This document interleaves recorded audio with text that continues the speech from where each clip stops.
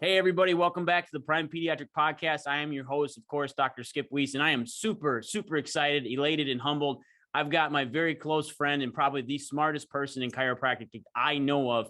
I have Dr. John Minardi with me today.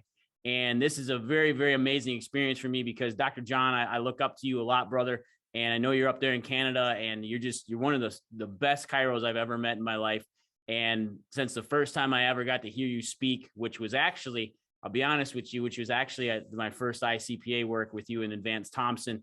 I remember standing next to you in an elevator out at the one of the family wellness summits, and you had just got done burning down the stage, and I missed that talk. And I remember asking you, you didn't even know who I was. I didn't know who you were. I'm like, hey, I'm Skip Weiss. And I said, who are you? And you're like, I'm John Minardi. I said, you're John Minardi? You're like, yeah, I just got done speaking. I'm like, Jesus, I completely missed that. I felt like an ass, but from that point forward, John, it's been an amazing relationship. How are you, John? I'm doing good, brother. Happy to be here. Happy to be on your show. And I'm very proud of you, brother, for all the work that you're doing, you and your wife. I'm really proud of you guys. I've known you guys a long time and I've seen your rise. So good for you guys. Really, I tip my hat to both of you. I am John Minardi. The biggest thing that I'm known for is increasing certainty in the chiropractic profession. I try to bring complex neurology of what we do into bite-sized pieces for people so that they can understand it, number one, and they can explain it to their patients in a way so that they always understand that chiropractic is a global health on your body, not just a segmental health. So I've spent the last 20 years really improving that. The other thing I'm known for is I've advanced the classic Thompson technique a lot. So I always tell people it's kind of like it's like Thompson was basic mathematics and then I brought it up to calculus, right? So it's just not to take anything away from Clay's original work. You still need basic mathematics too, but we always, we tried to bring it to a lot higher level, which is what we did over the past 22 years. And it's been amazing. I've watched your work. What you do, how you break down the neurology of a subluxation, Dr. John, is it's phenomenal. And those of you out there that haven't had a chance to take a course with Dr. Minardi, you absolutely need to. This is absolutely essential. I can't repeat that enough.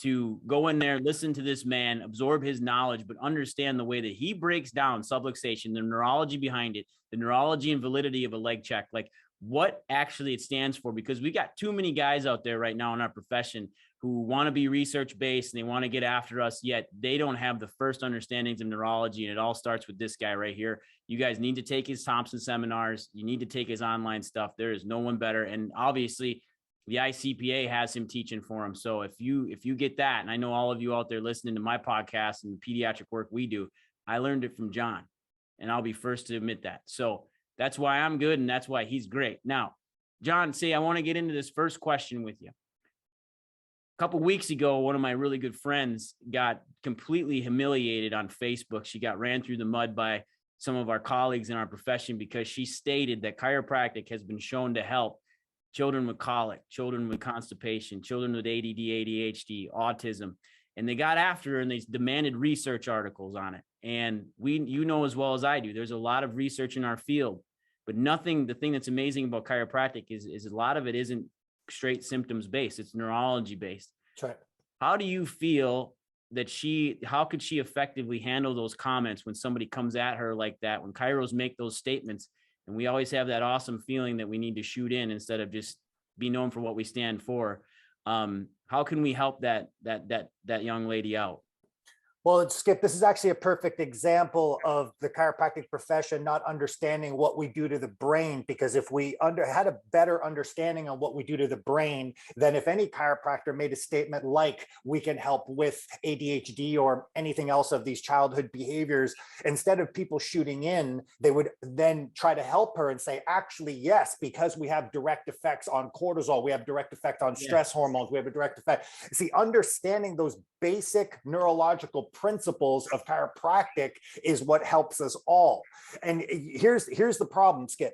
And I speaking in this profession the past 22 years, I have a lot of very good friends that I would consider philosophy-based speakers, and they're some of my best friends in life, really. But they add to the problem a little bit, and I'm going to tell you why. Because if you're telling a crowd of 1,000 people, 2,000 people, 50 people, all you need to do is believe. The innate intelligence of the body is going to take over. even if that's a true statement, that the innate intelligence of the body is going to take over after you adjust, that is actually a true statement, but it's too vague. It's too vague. I agree. You have to be able to explain what you mean by that, right? Like you have to understand that people need the dots connected for them. You can't just say, well, they just connect themselves. Like that's not going to work. Right. Do you understand? So the unfortunate thing, like for this individual who said that, the problem is if you don't connect the dots for people, that's when they go in on the attack. And our profession is probably no different than any other profession, really. I think every profession has infighting. Maybe we stick out a little bit more because we're in the profession, so we see it all the time. But every profession has infighting, but that's what it is. Everybody just sits back and says, let me see your research. What they're really saying is connect the dots for me. Yeah. I want to see it. Right? Dots, right. Correct. And I look at, go ahead. No. And I was just going to say, and if you're having a hard time connecting the dots for people, that's when people doubt what you're saying. And there's a ton of research out there, Dr. John. You know that. Like you look at Dr. Heidi's research, Hovik's research out of New Zealand and Australia. You look at prefrontal cortex research, and actually you hit on something that not a lot of chiros talk about is cortisol levels when stress is up. Could you touch a little bit about, I know this is your wheelhouse, but I wasn't expecting to ask you this, but can you touch a little bit about cortisol levels and when that increases, what that directly has an effect on in the body and with the brain? Sure. So stress hormones and stress markers themselves, everyone's heard of the hormone cortisol. Everyone's heard of adrenaline. They know that they're major stress hormones in the body. Anytime your brain gets bad information, negative information, threatening information, it triggers a stress response in the brain. It's going to release those hormones. Those hormones are released to try to protect you. That's why your muscles contract. That's why you get ready to fight somebody. That's why you get ready to run away. It's to help you survive a stressful situation. Now, those are good for you short term, but if the stressor doesn't go away, then those hormones start to destroy the body long term. And what I think a lot of people need to understand in our profession is that the subluxation adds to that stress response. It continuously pushes bad information to the brain. So as long as the brain's getting that bad information from the subluxation, it's going to keep releasing these stress hormones long term. And this is where the problem sets in, because hormones like cortisol long-term start to shut down other good hormones in the body, things like dopamine and serotonin and vasopressin, all the good stuff inside the body that makes you happy and healthy and all this stuff. Long-term, cortisol starts to shut those guys down. So let's talk about the hormone dopamine for a second. If for anyone who's not familiar with dopamine, it has a lot of different functions, but when we talk about children itself, dopamine is specific. One of its jobs is specifically geared for attention and concentration. Yeah. Okay. In order for a child to sit in front of a book and read it on its own without speaking out loud and all that, that requires dopamine for that to happen. If you have a lack of dopamine, your concentration also starts to decrease. That's when you start to see kids have ants in their pants. They're running all over the place. They're screaming out loud. People are like, oh, he's an unbehaved kid. Well, what they forget is hormones run behavior. You don't just decide that you're going to be unruly. That's a hormone. Too much or too little is happening. Well, guess what? You have lots of cortisol because you're stressed out. Well, guess what happens to dopamine? It goes down the toilet. So if it goes down the toilet, if you're a little kid, you're going to start to have behavioral issues. If we can decrease those stress markers, then dopamine will start to go to its own normal levels again. And lo and behold, behavior starts to even out again. That's just one example, but that's what I'm saying about being able to connect the dots for people. Yeah. And that was a perfect, I knew you would go right into that, knowing just how you talk and the lectures you've done and your intelligence on this is just, it's unremarkable, guys. Like this is, you got to tune into this, dude. Like you have to. It's going to just make you an excellent chiro instead of the average chiro. And your city needs, your communities need excellence. Our communities need excellence. So the other side of it is being able to bridge the gap, Dr. John. And I think I just did an interview, and you all know about this in my previous podcast. I just talked about this last week. And we talked about man's greatest gift to mankind is chiropractic.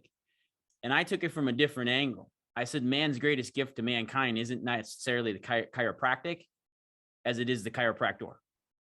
And it's our ability to bridge the gap in communication. That's why I knew talking to you would be something amazing, because the way you communicate, the way you can bridge the gap, and you can bridge the gap between an 8th to 9th grade level with basic chemistry, basic hormone understanding. And I'm not saying that you're basic. I think you know that, but I understand. Just making that simple connection.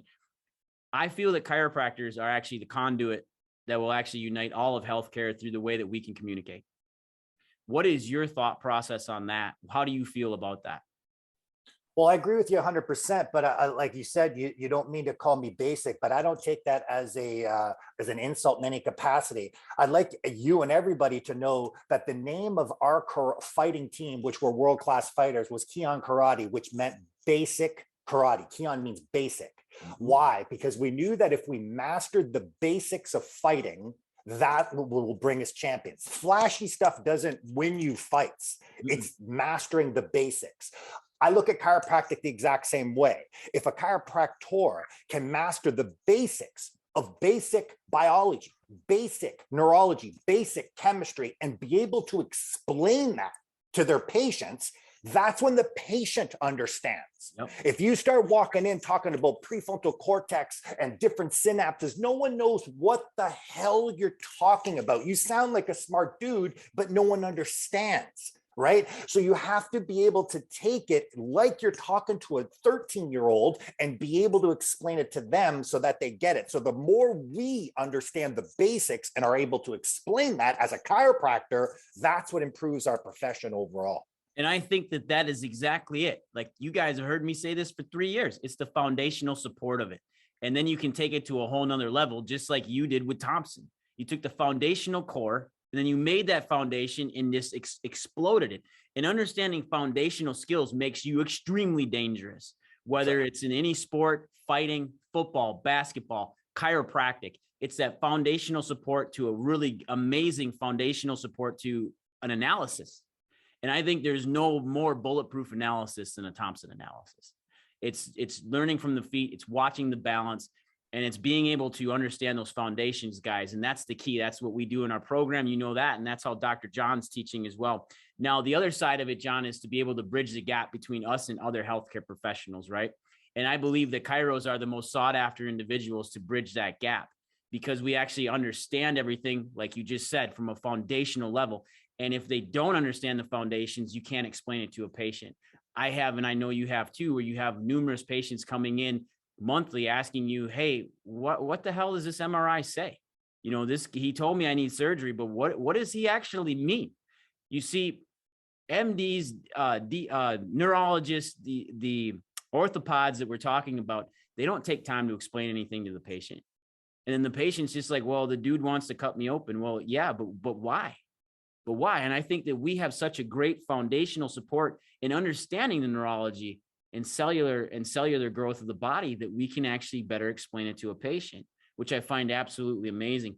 Now, from your perspective, what do you think is the easiest way to talk subluxation to a patient and talk subluxation to a parent of a child that has some sort of, we don't even need to put a symptom behind it. How do we talk and bridge that gap in subluxation communication to a parent? Yeah, well, I always talk a lot about this in some of my other courses, but a lot of people love the bone pressure on nerve theory because it's easy to explain to a patient. Like, everybody loves to grab a bone on their spine, jam it on that yellow nerve and be like, this is a subluxation. And the reason that everybody has done that for the past 100 years is because it's easy, right? It's easy to explain and it's easy to comprehend if you're a patient. The problem, though, is we start to become symptom-based without even knowing it. Right? So think about it. Think about this for a second. Let's say you're a patient, you walk into an office, and regardless of what you've walked in with, like, let's say your wife just said, you should go see a chiropractor because you don't sleep well at night, or little Johnny should go see a chiropractor because, he's not concentrating good in school. And I heard chiropractic can help with that. If the explanation is this, regardless of what you came in with, if I checked you out, I say you're subluxated in these areas and you say, what the heck is a subluxation?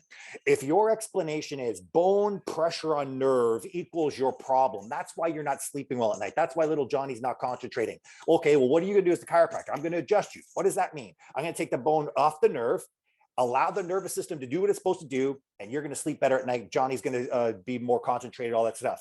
Cool. 8 weeks later, Johnny's concentrating better than ever. You're sleeping 8 hours a night more than you ever have your entire life, right? So in a patient's mind, can this still be happening? Can the bone still be putting pressure on a nerve? It can't be. And we can't blame the patient because we explained to the patient that this was your problem.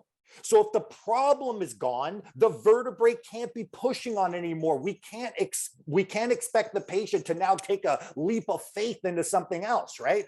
So what I always say to people is, listen, I get why you're explaining it that way because it's a visual and you understand that people like a visual. Totally good. You need to change it though. You don't have to throw it out completely, but you do need to change it. Please stop using the word pressure. Just say the subluxation irritates the nervous system, okay? But this is now what you have to add. So you say, we found this subluxation at these areas. What's a subluxation? The vertebrae is irritating the nervous system. Is that adding to the symptoms that you're talking about? Is that adding that you're not sleeping well at night? Is that adding to little Johnny not concentrating? 100%. It's definitely adding to it, but this is what you have to add. But what I need you to know, Skip, is that this is only 10% of your problem. Now, people usually look at you like, how is that possible? And this is when you need to validate why they walked into your office. Now you have to sit back and say, listen, by saying 10%, I'm not saying that's insignificant. I know that you not being able to sleep well at night is affecting you at work. It's affecting you in your marriage. I'm not saying it's insignificant, but what I need you to understand is it's still only 10% of your problem. 90% of your problem and 90% of what I'm working on is this. Every time you have that irritation from the subluxation, it's going to send bad information to your brain. And when it sends bad information to your brain is going to do 3 things to your body that will destroy your overall health. And that's what I'm going to be working on. The 3 things are this. Number 1, it's going to change your posture. That's why you look like a question mark, because your brain is trying to protect the body. Number 2, it releases a ton of inflammation. That's why when we touch you on certain areas, you're jumping off the table. That's inflammation that's building up in your body, and long term that can destroy you. And last but not least, it releases a ton of stress hormones. You know, your traps are always going, you know, your heartbeat's beating out of your chest all the time. That's stress hormone release. So 6 weeks from now, 8 weeks from now, your symptoms are going to be gone. And I'm going to be happy with that because I want the symptoms to be gone for you. But I need you to understand that you're only going to be 10% better at that point in time. After that, the real work begins. So that's how I explain it to people, because 8 weeks later, Skip, you know it as well as I do, they're going to walk in saying, oh man, I feel like $1 million. You're the best chiropractor in the whole world. So why should I keep coming? Right? So we have to be able to let them know that, hey, symptoms are only 10% of your problem. This is all the other stuff I'm going to be working on. And I want to reiterate something here, guys. There's no sales tactics in this. John didn't just take a seminar and was like, hey, I'm going to close this patient. I'm going to pre-frame this. I'm going to do that. But what he just did, just through the information, was tell the patient, like, hey, symptoms are gone. Malfunction is still there. Imbalance is still there. I love using the word balance. I love using the word imbalance, and balance, because I feel this. I strongly believe that we are innately hardwired to always keep track of our balance, because it keeps us upright. It keeps us level with the horizon. It keeps us properly in position. It's the same way as humans. We are innately hardwired to understand and hear the word balance and think neurology immediately. When I hear balance, I immediately think brain. I tell Brecken, hey, your balance is off. He's like, oh, it's because my head's off. He's a chiropractic kid. He gets it. But the public understands balance. Sure. What's your thought on that, John? Like that, I seriously want to know, am I on the right track there? Do you think people are actually innately hardwired to hear the word balance and think neurology? 100%. Even if they don't think the word neurology, they think that there's a problem with their brain. Exactly. Right. Exactly. So that's the thing, because they think, oh, my balance is off. Mm-hmm. No one's ever thinking, oh, my balance is off. That's probably a muscular problem. Like no one ever thinks that. No one does. No one. No. people, but if you said, I'm going to do something to your musculoskeletal system, well, now people automatically think more biomechanics. Well, things aren't structurally moving properly. So you're 100% right. If you say you're imbalanced, we're looking to balance you out today, you're not in balance today, that automatically says to people, there's something going wrong with my brain that has to be fixed. So I agree 100%. Yeah, I love that. Thank you for that. I appreciate that. If you disagreed with me, that'd be funny too. It'd be a good argument at some point. But exactly in that, coming back to your Thompson work, Dr. John, and looking at leg length balance, there's a lot of chiros out there who'll tell you leg length is crap, that it's not valid, that it's a bunch of bullshit. And I couldn't disagree with them more. I think leg length tells us a ton. I also think that chiropractors hamstring themselves when a patient lays down on the table and says, you got a short right leg today, Mary. You got a short left leg today, Tommy. Like, that innately tells the patient my leg's short. So therefore I'm never going to be in proper balance. But with your leg checks, John, validity wise, can you talk a little bit about how valid those leg checks are in measuring nervous system balance and imbalance? Yeah, absolutely. And I mean, the reason chiropractors say that is because that's what they were indoctrinated with from their different schools that they graduated from. Mm-hmm. And let's not kid ourselves. That's where they got it from originally. Yep. Mm-hmm. Those schools that pump, either a diversified only, or, like, we're pain based, we're scientific based. It's all utter nonsense, really. But let's talk a little bit about the leg length stuff. And this is why I call it, I mean, even with my seminar series, I call it Thompson Minardi, because like I said, it's like basic math and calculus, right? And this is what we added to it. We added the neurology behind the leg length analysis. And this is why I said earlier about postural changes too. What I'd like everybody to realize is anytime you're subluxated, regardless of where it is in the spine, could be C1, could be S1, that's going to send bad proprioceptive information to the brain. Anytime you're not moving properly, the proprioceptive system starts getting fired right away. Now, for those of you guys who do know neurology well, remember that proprioception is what's called low level of activation, which means any malfunction in movement, any malfunction automatically gets picked up by the proprioceptive system, and it starts to send that information to the nervous system. So it's not like you have to be subluxated 4 inches or 2 millimeters or 5 millimeters. Any movement at all that's not moving properly, it tells the nervous system what's going on. Why is this important? Because what ends up happening when you're not balanced, and that's why I like you using those terms so much, my friend, is the brain says, I need to protect the body. And the number one thing that happens is you change posture. How do you do that? Now, in our offices, we see people walk in with the forward head posture. The head is forward, the shoulders are forward, everything's contracted, right? That's on purpose because the brain is trying to protect the body through flexion. So it contracts postural muscles. That right? fighter stance. Correct. Exactly. Think about it. If I threatened you with a baseball bat, what would you do? You would contract, right? That's the protection of the brain to the body. Why is this important? Because when those postural systems are firing, there's one specific neurological tract that also gets fired through that brainstem extrapyramidal system, and that's called the vestibulospinal tract. Why is this guy important? Because that specifically targets postural muscles of the low back, pelvis, and lower limb. So every time you have bad information going to the brain, the vestibulospinal tract's another tract that's firing down to the body. So it's going to contract postural muscles in the low back, pelvis, and lower limb. So let's think of those postural muscles, things like sartorius, things like the hamstrings, things like quadriceps. So if I contract the hamstrings, if I contract the quadriceps, what happens to the leg length? You get a functional short leg because it's contracting. This is all based in neurology. And that's why I always even tell my patients, because they'll ask, why do you always look at my legs? And I always say to them, this is a quick checkup of your brain and nervous system. I can tell you how your brain and nervous system are working just by looking at your legs. Exactly what I say. That's exactly what I say.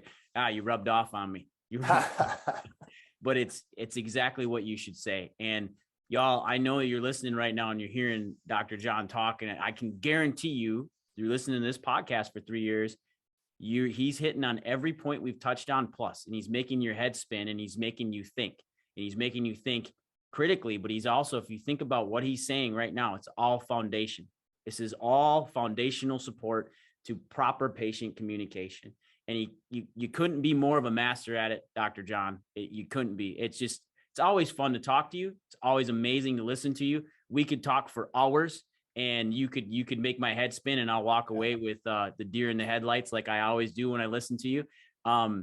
You're an absolute blessing to our profession, brother. And we at some point, when I say that I stand on the shoulders of giants, man, I stand on your shoulders. I appreciate that. Well, I appreciate it, brother. It's going to be, I've been imprisoned for 2 years with all this communist Canada, for crying out loud. But thankfully, things are starting to open up. So I'm going to be back on the road again soon. For those who didn't know, I used to be on the road over 40 weekends a year on top of full-time practice. I am in full-time practice too. A lot of people don't know that either. But I've been in practice for 22 years. I've been teaching in this profession for 22 years. And I've also taught when I was in chiropractic college for 4 years at that point in time too, because that's where all my stuff started. So I've been in the game a long time, but I can't wait to get back out there, because I created a lot more new courses again for all my neurology stuff.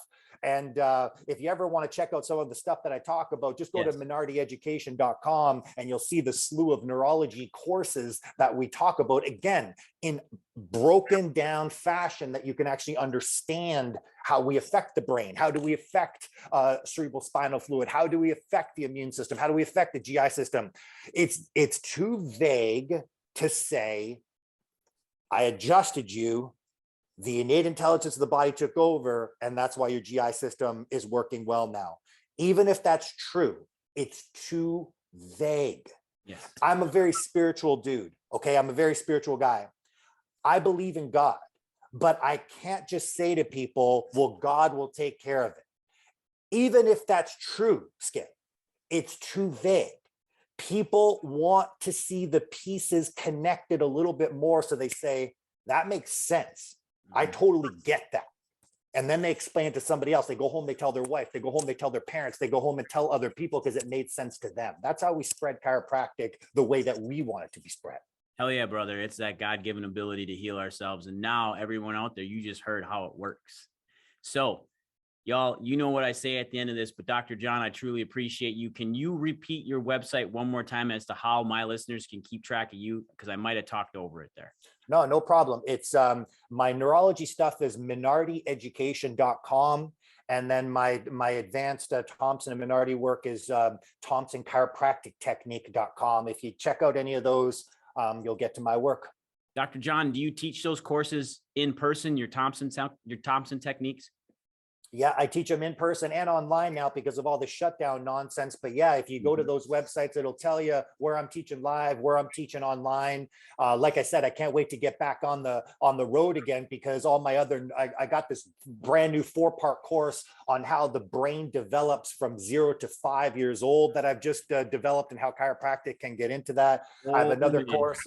Yeah, it's going to blow up, man. I'm going to blow the whole freaking world up with these things. I have another course on, I'm never about marketing and stuff like that. You know me, but I did like to know how people neurologically get affected when you talk about money, how you yourself get affected by it, and how patients get affected by it. Because if we can understand what happens neurologically, we can better educate people on those kind of things. So that's another course. I have another course I call Chasing Greatness, and it kind of explains a little bit of my rise and how I tried to chase it and keep chasing it, and how winners in life are continuously chasing it. They're never happy. I know you're not happy. I know your wife's not happy. Why are you never not content with where you're at, even though you're highly successful? Because you're always looking for the next level. You're always looking for the next thing that you can do. That's what chasing greatness is. So I explained the neurology behind that. I explained what to do, of what the greats in the world have done to continue to keep chasing it.